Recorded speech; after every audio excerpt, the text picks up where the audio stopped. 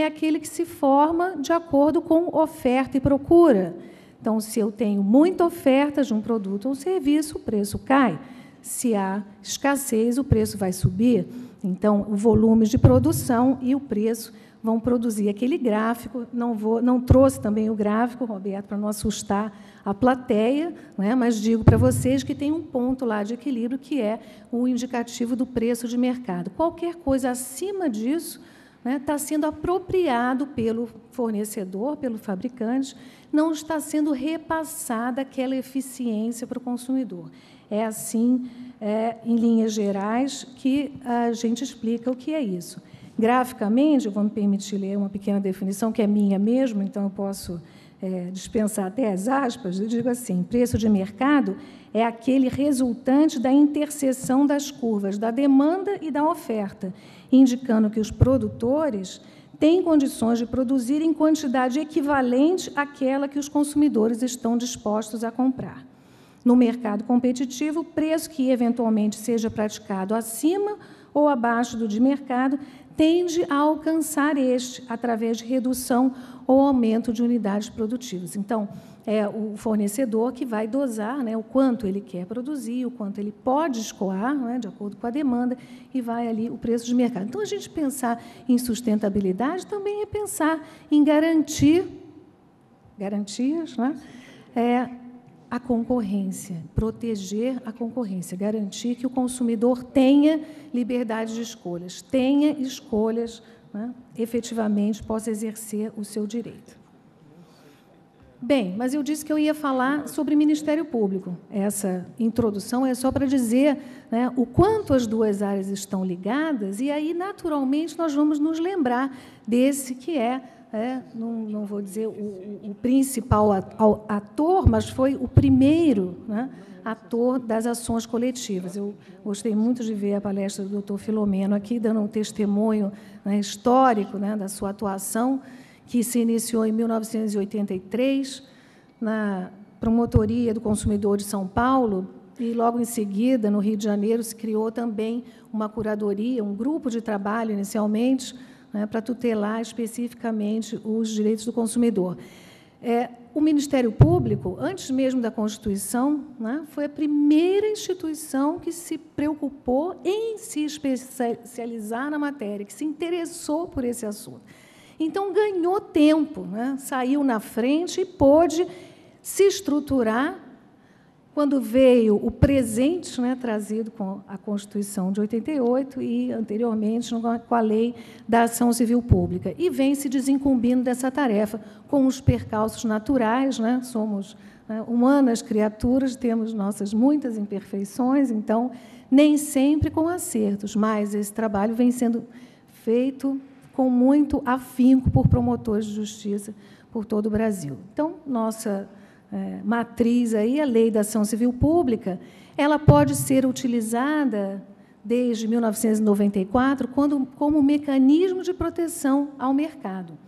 O inciso 5, esse que eu transcrevo aí no slide, do artigo 1º da Lei da Ação Civil Pública, que define o objeto dessa lei, foi acrescido pela própria lei antitruste, ou seja, foi o próprio legislador quem indicou, né, que essa seria uma forma, esse seria um instrumento de viabilizar, né, a efetividade, dar força a esses novos direitos que estavam sendo introduzidos pela Lei 8884. Então, acho que esse é um sinal claro, né, de que esse instrumento deve ser valorizado e deve ser utilizado nesse sentido.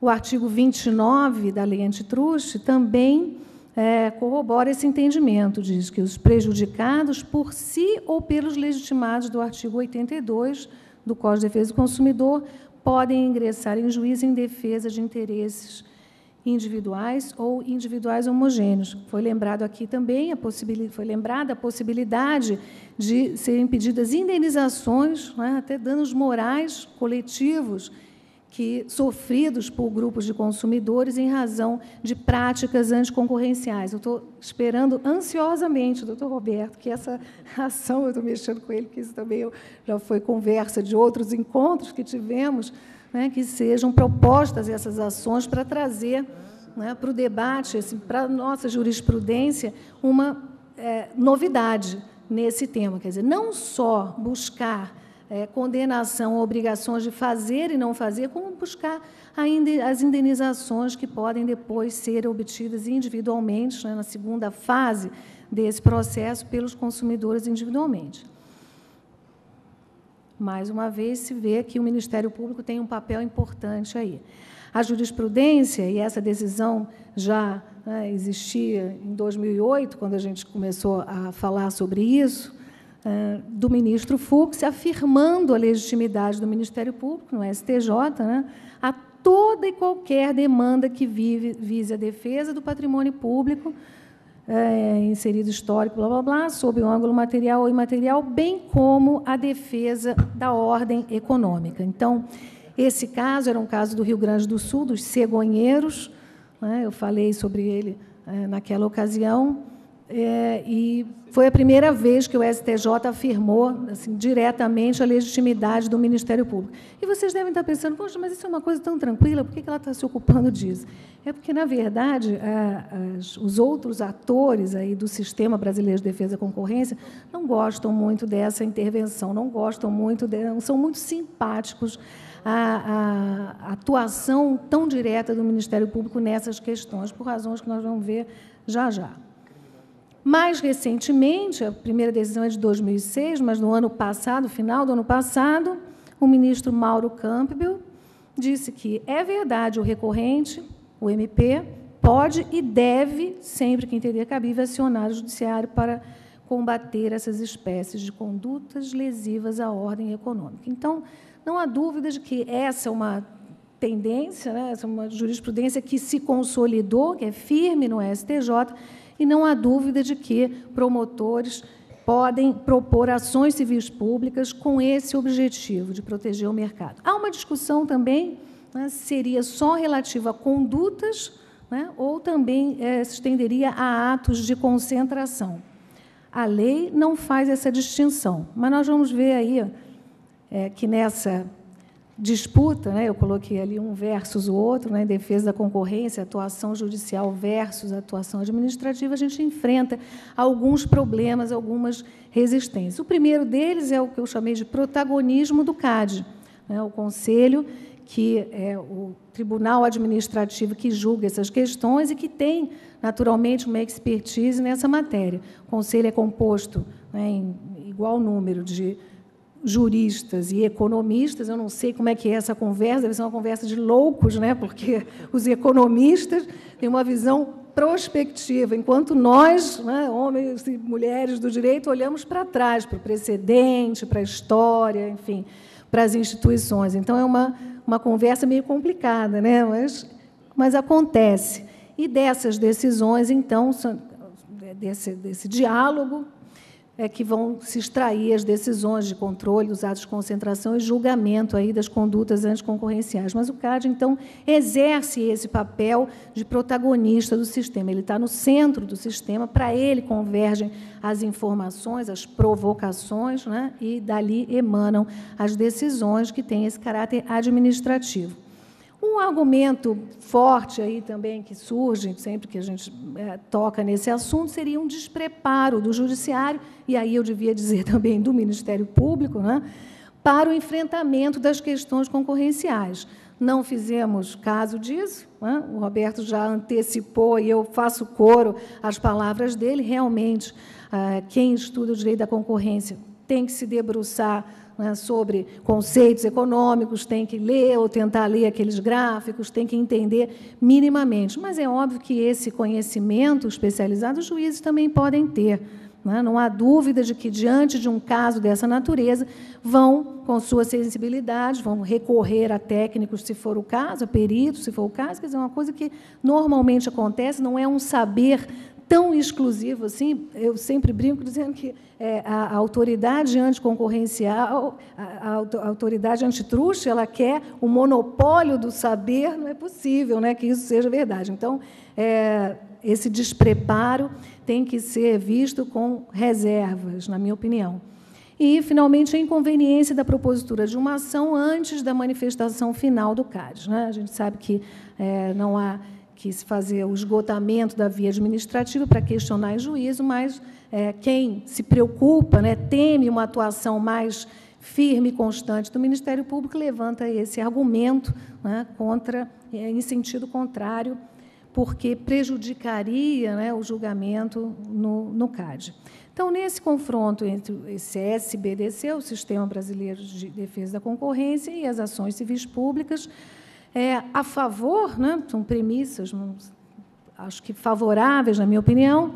Em primeiro lugar, é a tendência à concentração. Isso também já foi falado aqui hoje, e cada vez mais utilizamos produtos e serviços muito complexos e sofisticados, que não vão ser produzidos, né, por pequenas empresas, mas sim por grandes conglomerados. Então, cada vez mais, são os nossos hábitos de consumo que contribuem, né, para que a realidade do mercado seja o que hoje aí está, cada vez mais nas mãos de grandes empresas e grandes conglomerados.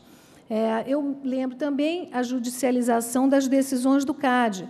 Não raras vezes, quando o Conselho aplica uma sanção mais grave, mais dura, aquela questão é levada, né, pelo interessado ao Poder Judiciário, e o Ministério Público vai funcionar nessas ações como custos legis, também, de alguma forma, contribuindo até para prestigiar a decisão do Conselho a favor, né, da manutenção desses direitos. Lembro que o Ministério Público tem uma história na tutela coletiva, né, desde antes até da Lei da Ação Civil Pública.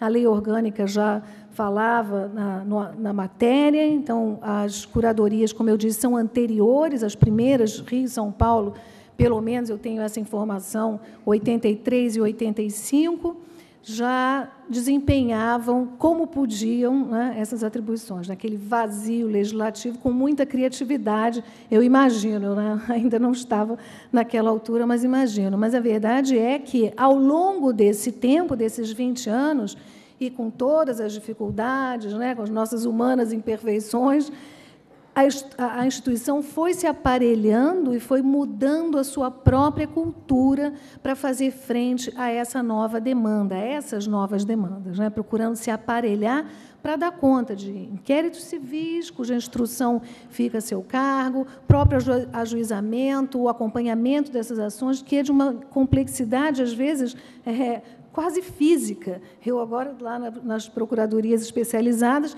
lido com processo, tem um na minha sala, tem 37 volumes, e aí você diz, como você faz com 37 volumes? Eu falei, bom, a primeira providência é esquartejá-los, distribuir pelo chão para tentar ver o que tem lá dentro. Então, são ações com muitos réus, né, com provas, com, enfim, documentação extensa, e até para manusear isso é complicado. Quer dizer, foi todo um caminho a ser percorrido, né, nem sempre com os resultados ideais, mas dentro do que é possível fazer. Acho que temos, nesses 20 anos, para repensar o direito do consumidor, temos uma história bonita para contar. Então, é natural que, havendo essa inter-relação, né, das duas áreas, consumidor e concorrência, que seja também conferida ao Ministério Público essa missão. Naturalmente, a independência das esferas, o fato de haver um procedimento no caso, jamais impedirá o ajuizamento da ação coletiva que tem um objeto, né, semelhante ou parecido com aquele que está sendo discutido no Conselho. E lembro, finalmente, da possibilidade de também o Ministério Público acumular, né, as duas atuações, civil e penal, como titular da ação penal pública incondicionada. E isso tem acontecido com frequência. Quanto ao mencionado, né, argumento do despreparo do Poder Judiciário, eu lembro aqui que apareceu ali um cartão amarelo e sumiu o texto da súmula, bem na hora. A súmula do Supremo Tribunal Federal, verbete 646, que se refere à concorrência exatamente naquele caso de farmácias. O Roberto estava falando sobre o preço dos medicamentos e eu me lembrando disso. Eu não sei como é em Florianópolis, mas no Rio de Janeiro, a cada quarteirão, você tem pelo menos 3 farmácias. Eu não sei o que acontece com o brasileiro que tanto remédio compra, mas, realmente, concorrência em farmácia é uma coisa, né, um caso a ser estudado realmente pelas autoridades antitruste. Então, está ali essa consagração, né, do entendimento jurisprudencial no Supremo Tribunal Federal, que mostra a sensibilidade, né, da mais alta corte, da Corte Constitucional do país, para as demandas e para os valores, né, da concorrência. Vou andar um pouquinho mais rápido. O Superior Tribunal de Justiça, recentemente, né, em dezembro do ano passado, no julgamento de embargo de divergência, também confirmou uma posição que é entendimento do CAD, no sentido de invalidar a cláusula de exclusividade das cooperativas médicas, né, o cooperado que era constrangido a prestar serviços com exclusividade para a cooperativa. Foi declarada aí a invalidade dessa cláusula. Então, isso mostra, né, mais uma vez, que não há essa temida, né, divergência de entendimentos, nem insensibilidade do Poder Judiciário para com as questões concorrenciais, de maneira nenhuma. Esses dois exemplos, eu acho que são uma prova disso. Então, a boa notícia, eu disse que eu ia começar falando por que o Ministério Público, né, como o Ministério Público vai fazer isso, e agora o que vem sendo feito. A boa notícia que eu trago é que já há grupos especializados de promotores de justiça. O Ministério Público de São Paulo saiu na frente, né, em outubro de 2008, criou o GDEC, Grupo Especial de Delitos Econômicos, que trata desses assuntos aí, com ênfase na repressão à formação de cartel, isso porque está inserido dentro de uma política mais ampla do governo federal, e vem se desincumbindo com muito sucesso dessa tarefa. E o MP do Rio de Janeiro, para meu orgulho, a DACAR, Divisão Anticartel de Defesa da Concorrência, recentemente criada, em março desse ano, 2 meses, não tinham muito para mostrar, ainda pedi a eles, vocês não têm umas fotos, umas coisas para me mandar? Mas eles estão começando a fazer operações com ênfase exatamente no combate aos cartéis de combustíveis e licitações públicas. As funções dos grupos e seus traídos próprios atos da sua criação são em tudo semelhantes: coordenar ações, dar execução a convênios de cooperação, que eles têm também, aqui já foi referido, com a Polícia Federal, com o Ministério da Justiça, enfim, uma série de órgãos, desenvolver a política institucional, quer dizer, criar dentro da instituição essa nova cultura, como aconteceu com o direito do consumidor há 20 anos atrás, agora nós estamos vendo acontecer novamente com a defesa da concorrência. E atuar na efetiva apuração das infrações contra a ordem econômica, coordenando aí a atuação civil e penal. Isso tem sido feito também com muito sucesso, principalmente nas comarcas do interior, e o coordenador desse grupo, que é um jovem promotor de justiça, o doutor Leandro Navega, ele me relatou, eu fiz uma entrevista com ele para saber como é que o negócio funcionava. Eu falei, você tem que me explicar o que você está fazendo. Ele disse, bom, a gente faz reunir os promotores das comarcas que têm aqueles problemas em comum, porque, claro, essas questões ultrapassam, né, o território, né, de cada comarca, de cada município. Então, é preciso haver uma coordenação para que um saiba o que o outro está fazendo, porque nosso trabalho, vou dizer a vocês, é muito solitário. A gente está ali dentro do gabinete, às vezes não sabe o que o colega do lado está fazendo. Então, é para isso que serve o coordenador, e ele vem se desincumbindo, até onde eu sei, muito bem dessa tarefa. Como eu disse, os focos de atuação são as fraudes na distribuição e comercialização de combustíveis, que é um problemaço, né? O Roberto também referiu, fruto desses anos de tabelamento, de controle de preço, a mostrar que, né, isso aí, tudo que confronta, né, conflita com a liberdade, não pode produzir bons resultados, né? E, a longo prazo, a gente ainda está pagando por isso. E, novamente, cartão amarelo, sumiu. E a prática de cartel, especialmente nos ramos de combustíveis e licitações públicas, as compras públicas. Eles têm um laboratório, que eles chamam de laboratório de controle dessas licitações. Combate aos cartéis, isso aí, para fechar esse assunto, queria fazer referência que está inserido dentro desse contexto maior, de um programa nacional, e é a prova de que existe a cooperação, existe a coordenação com outros órgãos, né, até do governo federal, para que a defesa da concorrência realmente aconteça, né, nos estados, a nível estadual. Então, eu com isso encerro, mas eu queria antes, uma coisa que faltou dizer, fazer coro, né, aos colegas que já se manifestaram nesse sentido e homenagear os defensores públicos, apesar de eu ter vindo falar de Ministério Público, esses que são nossos grandes parceiros, né, no seu dia. Quero fazer, então, essa homenagem à Defensoria Pública no seu Dia Nacional,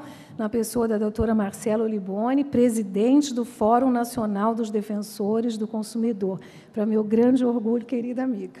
Então, é isso. Muito obrigada.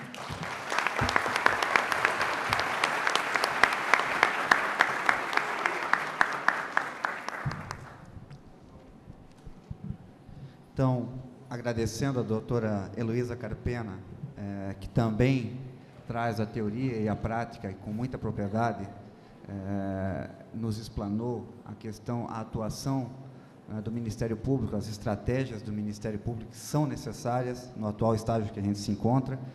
E há no que foi dito sobre a judicialização das decisões do CAD, há uma decisão importante de 2009 do STJ, que considera as multas do CAD como títulos executivos. Claro que preenchidos os requisitos normais nestas circunstâncias. Então, isso também é algo que prestigia o CAD e que demonstra a importância e a responsabilidade com que esse órgão atua na questão respeitante ao direito de concorrência. Antes de passar a palavra e ler o currículo Dr. Walter Moura, eu gostaria de avisar a plateia que nós fizemos uma inversão na ordem dos palestrantes. Então, agora, segundo o programa oficial, seria a doutora Ana Luísa Valadares Ribeiro. Mas, em função do tempo e problemas para descer em Florianópolis, nós temos problemas no aeroporto, que agora já não estamos mais, mas tivemos até hoje pela manhã, nós fizemos uma inversão.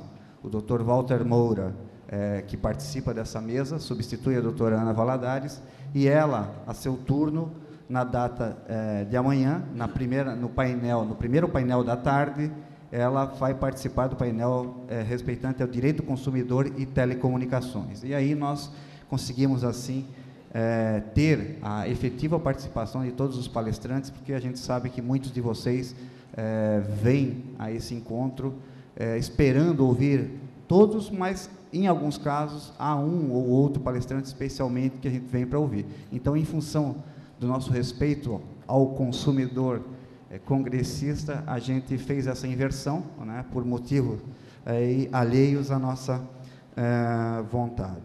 Então, dito isso, eu anuncio a palestra do colega Dr. Walter Moura, que falará da defesa da concorrência e do consumidor, os desafios do consumidor nas telecomunicações. Dr. Walter Moura, que é graduado em Direito pelo UniCeub Brasília, pós-graduado em Direito Processual Civil pelo UniCeub Brasília também, mestre em Direito pelo UniCeub, professor universitário, diretor secretário-geral do Instituto Brasileiro de Política e Direito do Consumidor, vice-presidente do Conselho Federal, gestor do Fundo de Direito de Defesa de Direitos Difusos do Ministério da Justiça, conselheiro do Fundo de Proteção dos Direitos do Consumidor do Distrito Federal e vice-presidente do Conselho Consultivo da Agência Nacional de Telecomunicações, Anatel, membro também da Câmara Americana de Comércio e sócio titular da WM Advogados Associados. Então, feito o anúncio, eu passo a palavra ao Dr. Walter Moura. Boa tarde a todos, eu agradeço e eu vou renovar de início os cumprimentos ao Dia Nacional do Defensor Público.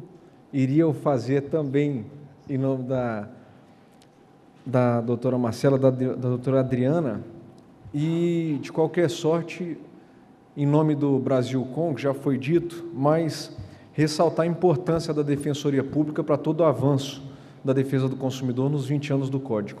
Esse produto, que é essa legislação, muito devem ao Ministério Público, à magistratura que o abraçou, à advocacia, mas também à Defensoria Pública. Em segundo lugar, presidente do trabalho, também em respeito ao Código de Defesa do Consumidor e também com base no princípio da transparência, a inversão que foi feita vai ter um prejuízo, mas tem a teoria do dano maior e do dano menor. Eu sou o dano maior, tá? A doutora Ana Luísa, ela vai caber muito mais no painel de telefonia, porque ela é a atual egressa procuradora-geral da Anatel. Então, ela vai preencher muito melhor o espaço lá no painel de telefonia. E eu estou ocupando espaço num painel aqui que já foi totalmente preenchido pelas duas brilhantes falas que me antecederam, mas eu vou buscar aqui, de qualquer sorte, trazer um panorama um pouquinho diferente também no plano da concorrência. Porque quando eu ia falar sobre telefonia, eu já ia fazer uma abordagem sobre concorrência. Para antecipar já o link, talvez o maior problema no mercado de telefonia, e é o exemplo nacional, em que acabou de ter uma mega, por isso que eu já faço aqui uma explicação. O Pfeiffer se dirigiu a mim em relação à BROE, a Brasil Telecom com Oi, porque lá na Anatel eu examinei essa questão, fui relator do processo de fusão, lá dentro da Anatel, não é uma competência concorrente que tem a Anatel com o CAD. E, de qualquer sorte, é talvez o setor com maior desafio que nós temos. Talvez aqui, de todos os que estejam aqui, todo mundo está colado no seu telefone celular, e o seu telefone celular não é mais algo simplesmente vinculado a falar. Os celulares hoje também falam, todo mundo já sabe disso.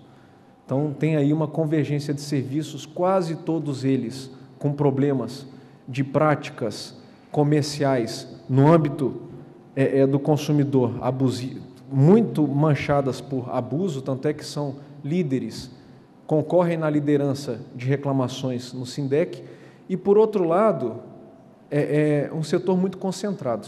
Então, é um setor realmente que deve ser examinado. Mas, em matéria de concorrência, eu vou me permitir só fazer uma inclusão no que foi dito pelas duas brilhantes falas, que é o papel do Estado no mercado. Fazendo uma releitura muito básica do desenho do mercado, nós temos, de um modo muito simplificado e sem fazer as divisões que a economia faz, nós temos, de um lado, os vendedores, e aí eu vou agrupar os produtores, os intermediários financeiros e outros players que estão dentro de um setor que nós, aqui do direito do consumidor, chamamos de fornecedores. Nós temos a dinâmica deles nos atos comerciais propriamente ditos, ou nos atos hoje empresariais, e nós temos também para a economia um valor muito importante, que na verdade é um fundamento da economia, que é o escoamento da produção e do serviço. A economia trabalhou historicamente, as escolas econômicas que impulsionaram esse capitalismo que nós vivenciamos hoje, elas se impulsionaram principalmente desses elementos. E é claro que embaladas em uma filosofia, ou eu diria um clima, de que o Estado fique longe desse fenômeno, dessa mecânica. Num primeiro momento, a defesa do consumidor, principalmente a da concorrência, começou com a própria legitimação da intervenção do Estado na economia. Foi talvez o primeiro passo da defesa da concorrência, a legitimação do Estado. Hoje não se tem problema, ou talvez não deveria ter problema, a intervenção do Estado na economia. Ela se legitimou doutrinariamente, se legitimou nos âmbitos das constituições, a nossa é um grande exemplo. Todavia, os avanços aos quais nós chegamos com ferramentas muito mais precisas, e quais seriam essas ferramentas precisas? Já foi dito aqui. O Poder Executivo com o CAD, o Ministério Público com a sua defesa especializada em concorrência, e as outras formas de intervenção, são várias, há vários órgãos concorrentes para o exame desta lei. Um deles são as agências. A Anatel, por exemplo, tem concorrência de competência para examinar atos de concentração só no setor de telefonia. Mas eu paro para fazer um parêntese aqui, nós temos que tomar cuidado com o esvaziamento do reconhecimento, que já me parece era página virada, da intervenção do Estado, principalmente por intermédio do Ministério Público, que foi muito bem apresentado o papel pela doutora Heloísa Carpena, e eu chamo a atenção para o esvaziamento, e aqui talvez vai ser a minha fala quando entrar na telefonia, o esvaziamento de difícil percepção, o esvaziamento que quem é de Minas Gerais chamaria de pelas beiradas, tá certo?